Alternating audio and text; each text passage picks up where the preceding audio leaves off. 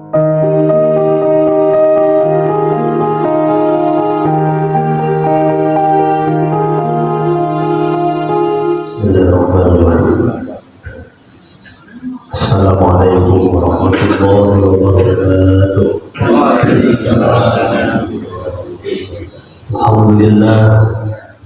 Alhamdulillahilladzi anzala as-sakinata fi qulubil mu'minina liyazdadu imanan ma'a imanihim. Asyhadu an la ilaha illallah wahdahu la syarika lahu. Asyhadu anna sayyidana wa nabiyyana Muhammadan abduhu wa rasuluhu wa la nabiyya ba'dahu. Allahumma shalli wa sallim wa barik ala sayyidina Muhammadin wa ala alihi wa ashabihi ajma'in. Allahumma fa'alna bima 'allamtana wa 'allimna ma yanfa'una warzuqna ilman tanfa'una fid din wad dunya wal akhirah. Amin ya rabbal alamin. Hadirin jamaah yang dirahmati Allah Subhanahu wa taala. Beberapa waktu yang lalu kita sudah membahas bagaimana Allah melarang kepada orang-orang beriman. Allah melarang agar kita tidak berpecah belah. Allah larang kita agar kita tidak berselisih dalam urusan agama. Orang-orang Yahudi, orang-orang Nasrani, al-Yahud wan Nasara yang disebutkan dalam Al-Quran adalah orang-orang yang senang berselisih paham dalam urusan agama, orang-orang yang senang bercerai-berai dalam pemahaman agama. Maka Allah larang kita jangan sampai kita mengikuti tasyabuh seperti apa yang dilakukan oleh mereka. Kenapa demikian? Karena orang yang suka bercerai-berai, orang yang suka berselisih, orang yang suka bertikai dalam urusan agama, ulaika lahum adzabun azim. Allah ancam bahwasanya orang-orang yang senang seperti itu, maka bagi mereka adalah azab yang pedih, azab atau siksa yang besar. Kalau Allah saja menyebutkan azabul azim, azab yang sangat besar, siksa yang sangat besar, ini Allah yang menyebutkan. Orang-orang yang senang berselisih, orang-orang yang senang berpecah belah dalam urusan agama mendapatkan siksa yang besar. Allah sebutkan itu. Maka tugas kita apa? Fasta'zim rahimakallahu jiddan azaban sammahu ilahul azim aziman. Allah saja menyebutkan azab yang seperti itu bagi orang-orang yang senang berselisih, bagi orang-orang yang senang bertikai mendapatkan azab yang besar. Maka kita harus waspada, kita harus hati-hati, jangan meremehkan. Oh, tidak apa-apa, bukan tidak apa-apa. Allah saja menyebutkan orang-orang yang seperti itu akan mendapatkan azab yang besar.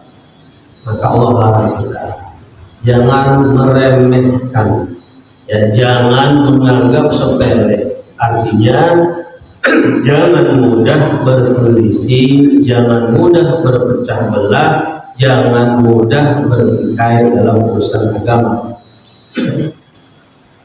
Satu hal yang wajar, perbedaan atau ikhtilaf yang ada di dalam agama kita. Ikhtilaf, perbedaan-perbedaan itu adalah satu hal yang wajar saja. Jangan sampai perbedaan-perbedaan itu membuat persatuan umat Islam menjadi pecah, persatuan umat Islam menjadi hilang. Ya, Allah ancam orang-orang yang senang berpecah belah, orang-orang yang senang bertikai, bercerai-berai dalam urusan agama dengan azab yang besar. Maka tugas kita jangan mengikuti atau tasyabuh dengan orang-orang yang seperti ini. Maka Bagaimana kita bisa menghindari dari perselisihan ini? Bagaimana solusi apa yang harus kita lakukan? Maka Imam Haddad menjelaskan dalam kitab ini agar kita selamat dari perpecahan, dari perselisihan, maka beliau memberikan solusi wadzalika bimulazamatil kitabi was sunnati, ya, dengan senantiasa mulazamah istiqomah kembali kepada Al-Quran dan As-Sunnah, kembali kepada Al-Quran dan hadis.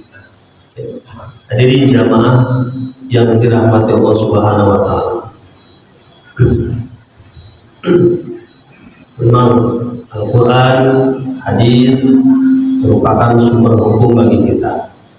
Jika ada perselisihan, ada perbedaan, maka kembalilah kepada Al-Quran, kembalilah kepada hadis. Lalu bagaimana? Kita ini kan orang awam, kita ini orang awam, tidak mengerti, tidak bisa mengambil hukum, istinbat hukum, mengambil pendapat atau menafsirkan ayat Al-Quran dengan sendiri, dan itu dilarang. Fas'alu ahla dzikri in kuntum la ta'lamun. Maka Allah sudah memberikan solusi. Tanyakan kepada ahla dzikri. Tanyakanlah kepada orang-orang yang betul-betul mengerti, orang-orang yang paham, orang-orang yang memang ahlinya.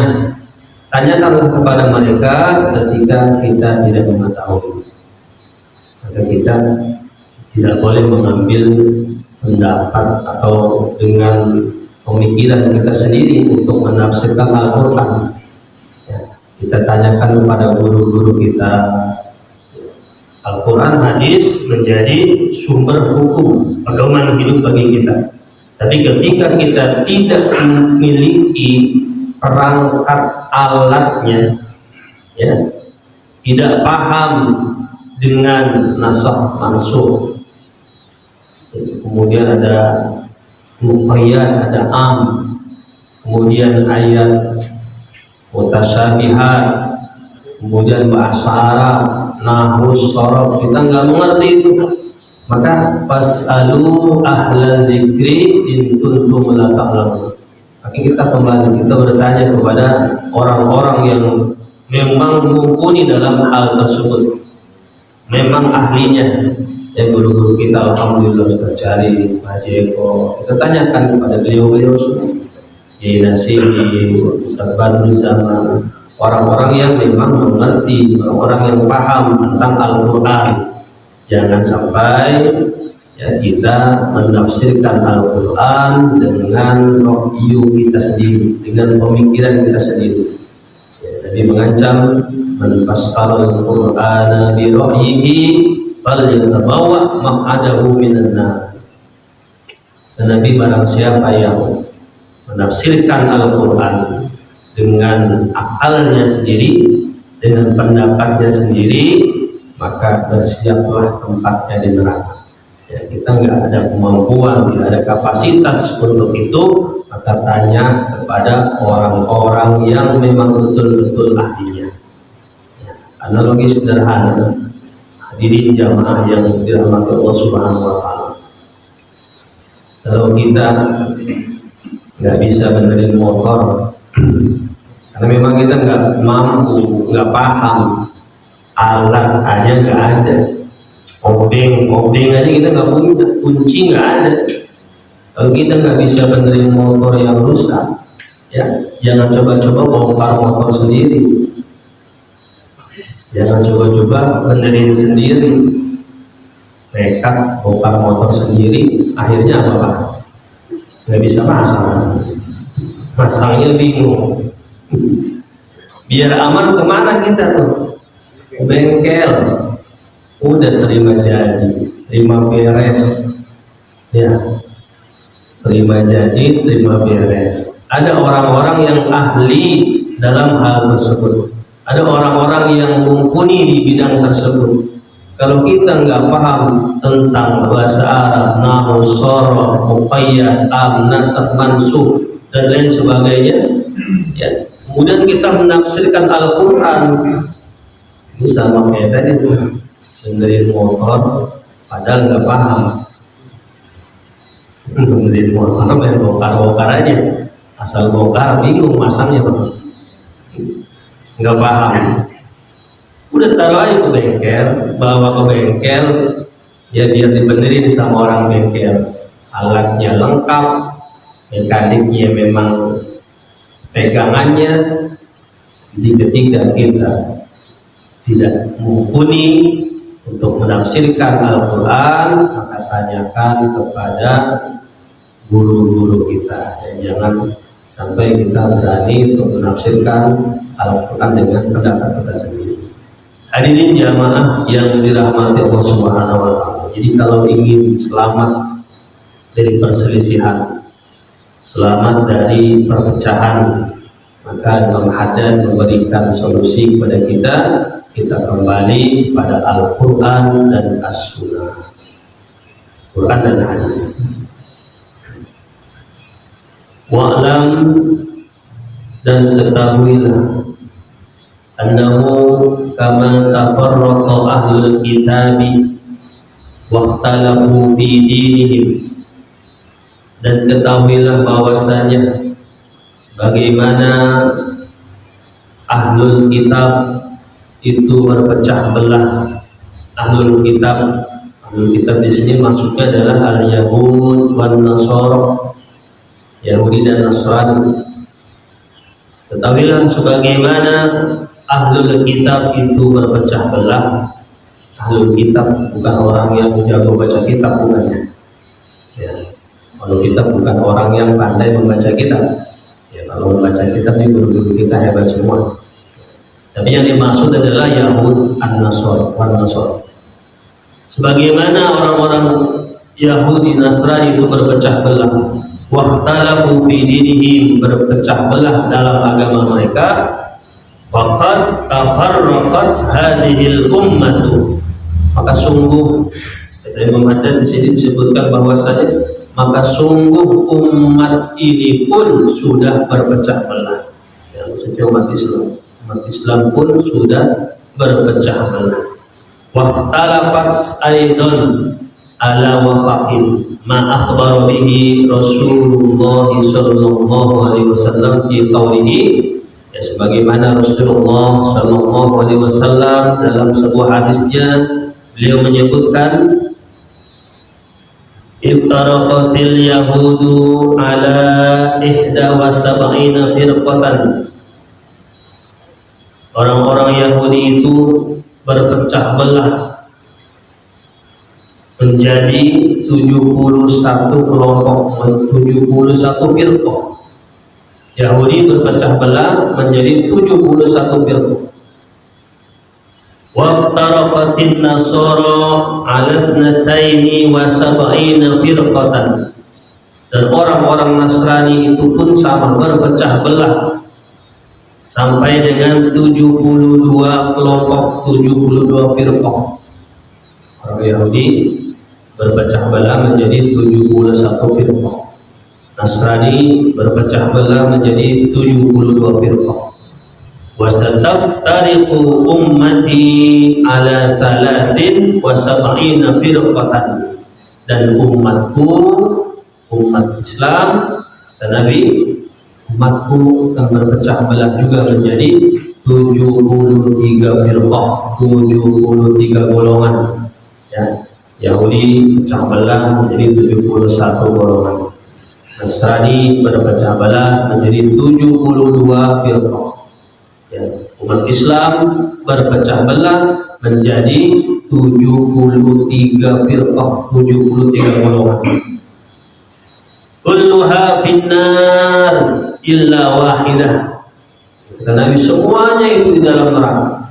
Semuanya masuk ke dalam neraka illa wahidah, kecuali satu. Semuanya dari 73 itu masuk dalam neraka kecuali satu. Wa qad iftaraqat hadhihi al-ummatu ala hadzal adadi min zamanil qadimin.